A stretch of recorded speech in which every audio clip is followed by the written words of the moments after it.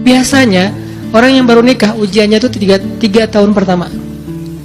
Kalau dia bisa ngelewatin masa 3 tahun pertama, insya Allah agak lebih mudah ke depannya. 3 tahun pertama ini paling berat. Apalagi kalau dia nikahnya alhamdulillah gak pacaran.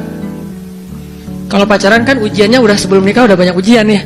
Pas sudah nikah ya udah selesai.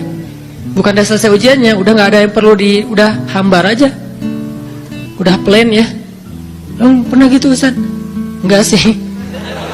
Untung ya, untung. Alhamdulillah gak pakai pacaran. Soalnya yang pacaran diputusin melulu.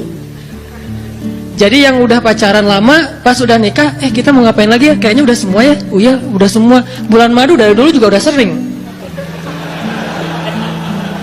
Kan udah agak-agak plain gitu kan. Tapi kalau yang belum nikah, belum pacaran, nikah nih. Jadi kayak benar-benar baru pacaran. Cuman ada konsekuensi lain yang mungkin ini jadi kayak semacam ujian lah, biar sabar.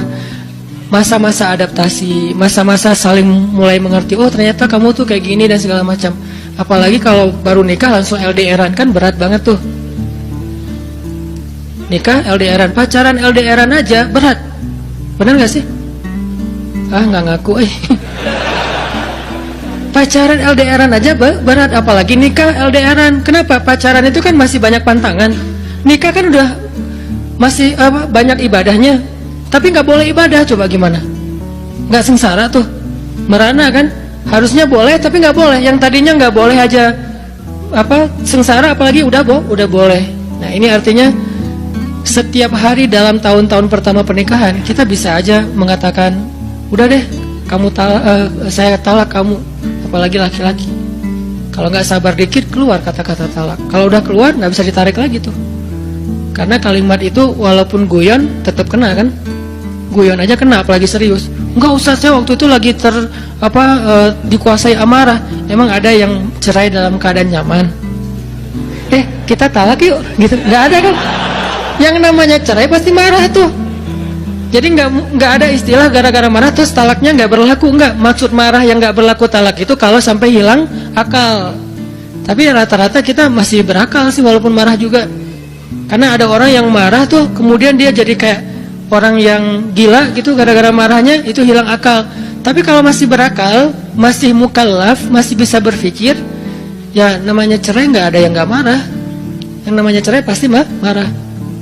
Say, aku talak kamu. Nggak ada, udah talak manggilnya say. Udah gitu pakai emoticon yang love gitu. Tapi talak kan agak-agak klise ya. Nggak ada, pasti emoticonnya tuh berderai-derai atau hatinya terbelah kan gitu kan ya. Lagi rame soalnya tuh yang kayak gitu-gitu. Ini artinya bahwa yang namanya talak nggak ada nyamannya, pasti lagi marah dan tetap berlaku teman-teman.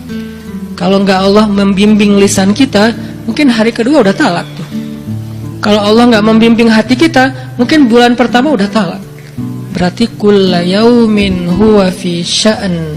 Sebetulnya kalau dengan logika iman, harusnya kita yakin setiap hari itu Allah pasti nyelamatin kita setiap hari. Cuman karena udah diselamatin jadi nggak ketahuan. Kalau nggak diselamatin ketahuan. Tadi mau jatuh di jalan nih, naik motor nih, mau keserempet, harusnya jatuh, tapi nggak jadi keserempet. Atau keserempet dikit nggak jatuh. Kan kita suka lupa kalau kayak gitu kan ya. Kalau udah jatuh baru inget, kan saya tadi udah baca bismillah, kenapa masih jatuh? Gitu kan? Tapi kalau nggak jatuh, kita lupa bahwa ternyata perjalanan kita itu dilindungi oleh Allah, sehingga kalau udah sampai bilang alhamdulillah. Jadi banyak yang kita nggak bisa ngitung karena memang tidak terjadi. Kenapa nggak terjadi? Allah yang menyelamatkan kita. Kulla yaumin huwa fi sya'an. Sehingga tetap walaupun mungkin kita nggak ngerasain, bilang aja alhamdulillah setiap hari aja gitu. Karena nggak ada ruginya juga kita ngomongin alhamdulillah. Satu-satunya kata atau nama yang gak rugi disebut cuma nama Allah. Dan satu-satunya nama yang rugi kalau disebut nama mantan. Itu gak enak banget nyebutnya.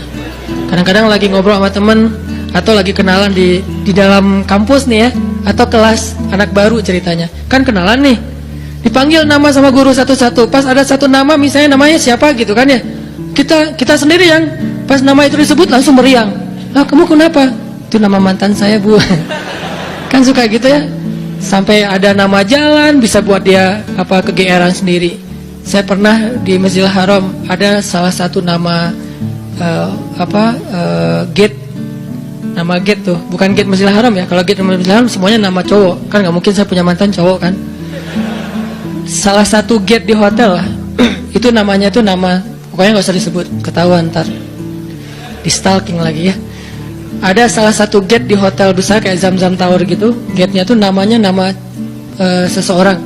Pas ngeliat tuh, hah, gitu doang. Coba bayangin, nama aja bisa bikin kita calangap. Nama, coba.